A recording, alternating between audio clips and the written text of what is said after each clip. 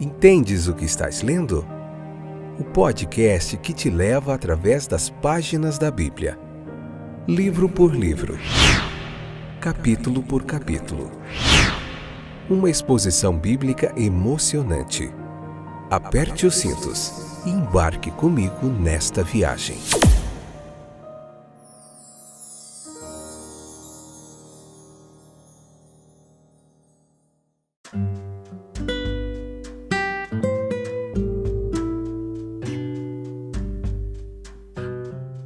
Olá, eu sou o Fábio e esse é mais um episódio do podcast Entendes o que estás lendo. Tudo bem com vocês que estão aí de volta?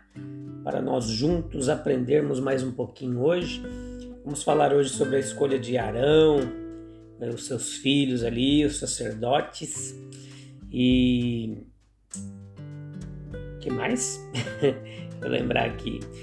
Vamos falar das vestes também dos sacerdotes ali, as suas vestimentas, todo o significado de tudo isso e como esse sacerdócio também do Antigo Testamento nos aponta para o sacerdócio de Cristo. Beleza? Tudo bem com vocês? Eu espero que sim. Fico contente que vocês estão aí de volta. Vamos lá então. Fica até o finalzinho, leia o capítulo 28, se possível, e depois vem para cá e chama mais gente para nós juntos aprendermos mais um pouquinho hoje, tá?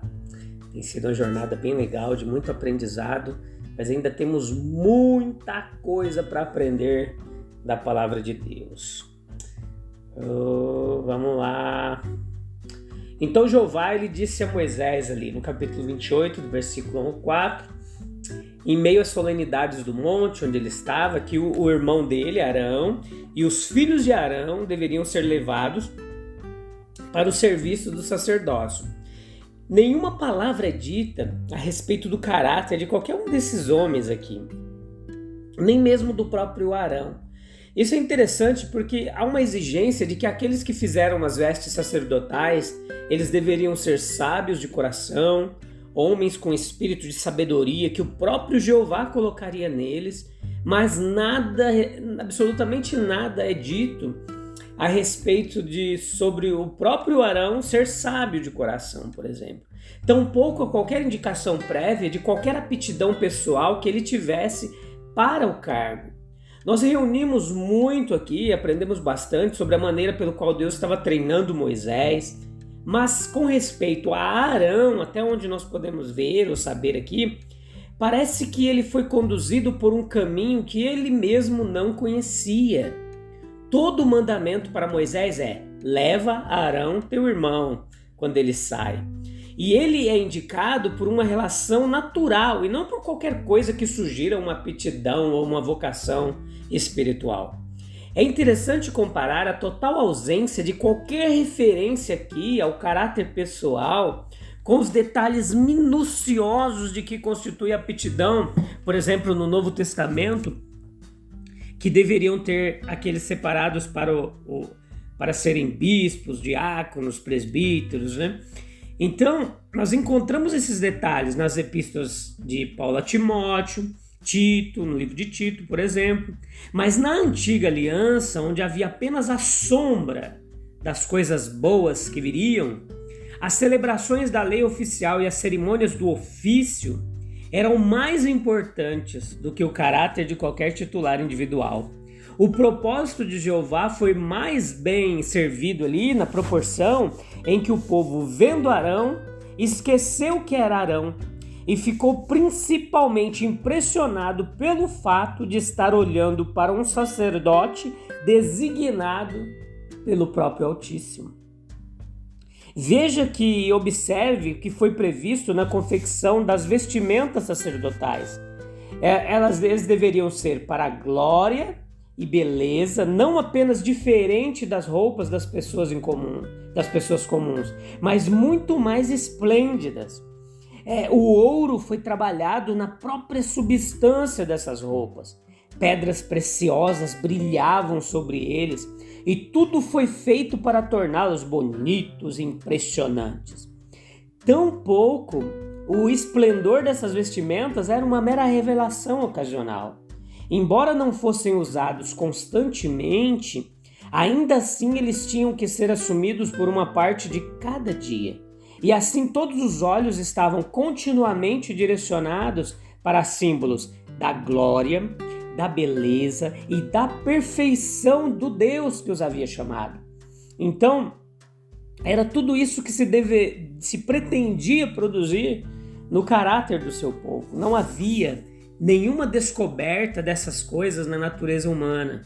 O ouro da natureza humana ainda não podia ser purificado da sua escória, mas aqui, para um símbolo do homem refinado e perfeito, havia ouro, puro e brilhante. Nós podemos imaginar como sempre saiu da fornalha ali do fogo e que estavam essas pedras preciosas, inestimavelmente mais preciosas, uma vez que os nomes das tribos eles foram gravados nelas, e com a preciosidade coroada, quando elas tomaram seu lugar nos ombros e nos peitos do sacerdote. Assim, sempre que essas pedras elas brilhavam no reflexo da luz, elas falavam novamente a grande verdade, que esse sacerdote tão gloriosamente vestido, ele era o representante do povo diante de Deus. Não o representante que elegeram para si mesmo e que, portanto, iria a Deus por acaso, mas alguém que, porque o próprio Deus o escolheu, não poderia deixar de ser aceitável. Então, meus queridos, vejam comigo esse princípio aqui, subjacente à direção para fazer essas esplêndidas vestimentas, é aquele que fundamenta o uso de todos os ornamentos pelo governo e pela autoridade. As exibições externas do estado real, a coroa, o cetro, o trono, as vestes reais, podem não ser tão impressionantes agora como antes, mas eles já foram muito úteis uma vez e ainda podem servir a um propósito importante, mesmo que não sejam facilmente percebidos. Veja e observe que, para demonstrar ainda mais a importância dessas vestes dos sacerdotes, o próprio Deus forneceu a habilidade necessária para que elas fossem feitas. Muita habilidade pode ser necessária, muito mais do que poderia ser imaginado pelo mero observador, para tornar essas roupas graciosas e impressionantes aos olhos daqueles que viam. Qual era toda a riqueza do material, a menos que houvesse também um trabalho habilidoso, de bom gosto e simpático. O ouro, o azul, o púrpura, todo o resto dos materiais promissores de nada serviriam para evitar um resultado desajeitado ou incômodo. As pessoas forneceram tudo o que puderam e foi muito, mas Deus teve que prover os artesãos para fazer uso daqueles presentes que o povo havia dispensado. Veja que o tabernáculo ele mostra por quais passos um homem deveria passar para se aproximar de Deus. O sumo sacerdote ele nos mostra como deve ser o homem que tenta dar esses passos. Costuma-se dizer que a vestimenta do sumo sacerdote ela consistia de 8 peças, a saber, peitoral, a túnica é uma espécie de avental ali com seu cinto, o manto da túnica, o turbante que ia na cabeça, a tiara onde era gravado santidade ao Senhor, o manto bordado e também o cinto. Essa veste ela era característica para representar o que deveria ser o caráter do homem que o usa. Como o sumo sacerdote ele representava o povo em sua relação com Deus, o caráter exigido nele deveria ser o caráter exigido em todos os pretensos adoradores. Anote alguns pontos importantes aqui, as cores, os materiais das vestes, eles são os mesmos do tabernáculo com seu véu e cortina de entrada, ouro, azul, púrpura, escarlate, linho fino. E assim também o caráter do adorador deveria corresponder ao caráter do santuário. O que um homem vai fazer no céu se não tiver uma mente celestial? Ele deve ser capaz de refletir a luz em meio do que caminha e a glória que se aproxima. O peitoral é entre as vestes do sumo sacerdote, o que o propiciatório é entre os móveis do santuário. De alguma forma também os dois estão relacionados. O propiciatório é o trono da glória, o local de descanso da Shekinah de Deus. Enquanto o peitoral ele reflete a mesma glória e glorifica o portador refletindo. O homem é glorificado refletindo a glória de Deus. Quanto mais ele pode refletir, quanto mais múltiplas as maneiras pelas quais ele pode refleti-lo, mais é perfeita a glória que é revelada nele. Nós podemos notar, no entanto, que o sumo sacerdote, ele representando a nação, o peitoral que ele usa sugere mais o poder refletindo o nacional do que o individual. O melhor é que eles refletem, embora cada um possa refletir de forma diferente para os outros. Se lembre também, meus queridos, que a glória de cada um ajuda a fazer intensificar a glória do outro. Veja que o refletor ali, o que refletia é o peitoral. O peitoral ele cobre e simboliza o coração ou os afetos. Deus é amor. E a glória de Deus é a glória do amor manifestado. Somente o amor pode refletir o amor. O coração amoroso é o coração iluminado e iluminador. O progresso ele não deveria ser silencioso. O manto com a sua orla de romãs bordadas, azul, vermelho, carmesim, sinos de ouro alternando ali entre as romãs.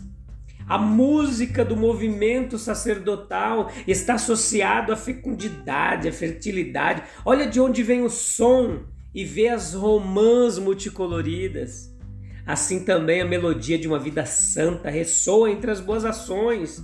Obras que, como as romãs multicoloridas, são todos um fruto, como frutos do Espírito, conforme Gálatas 5 lá. Tal fruto ele anuncia a seus semelhantes o progresso de um homem no caminho da santidade, um memorial para os filhos de seu povo. No entanto, é especialmente exigido por Deus para seu próprio prazer e satisfação, quer os homens ouçam ou não. O adorador ele deveria ser coroado com santidade. A placa de ouro com a sua inscrição ali, ela deveria geralmente ela pode se dizer que aqueles que se aproximam de um lugar santo, eles devem se aproximar dele como um povo santo. Veja que especialmente a cabeça ali que estava associada ao intelecto precisa de consagração. A menos que a cabeça seja protegida, o coração ele deixará de refletir. Aquele que põe de lado o capacete da santidade, ele não pode reter o peitoral da glória da presença de Deus. Então veja comigo aqui a conclusão, para a gente finalizar. No próximo episódio nós veremos a parte 2 e vamos dar mais uma endossada em tudo isso. Queremos nos aproximar de Deus. O tabernáculo ele nos mostra por quais etapas sucessivas nós devemos nos aproximar dele. O sumo sacerdote ele nos mostra como em caráter e conduta nós devemos estar preparados para esses estágios sucessivos. Como devemos dizer hoje em dia, para chegar ao céu, um homem deve ser como Cristo. A viagem até lá só pode ser realizada por aqueles que estão em comunhão com o grande sumo sacerdote. Nele, através dele, nós podemos nos aproximar, crescendo diariamente com uma mente mais voltada para as coisas do alto e, portanto, mais apta para o céu, mais celestial, refletindo cada vez mais a luz e a glória que brilham sobre nós, tornando a vida musical com a melodia das boas obras um som doce aos ouvidos de Deus e um sinal para dirigir a atenção dos homens para Deus, consagrado inteiramente ao serviço de Deus, santificado agora pela dedicação externa, como o próprio grande sumo sacerdote, para não ser meramente santificado, mas totalmente santo. E a gente vai continuar vendo isso no próximo episódio, como esse sacerdote, o sumo sacerdote, nos aponta para a pessoa bendita de Cristo. Nós se vemos lá. Beleza? Um abraço. Até breve. Deus abençoe. Tchau, tchau.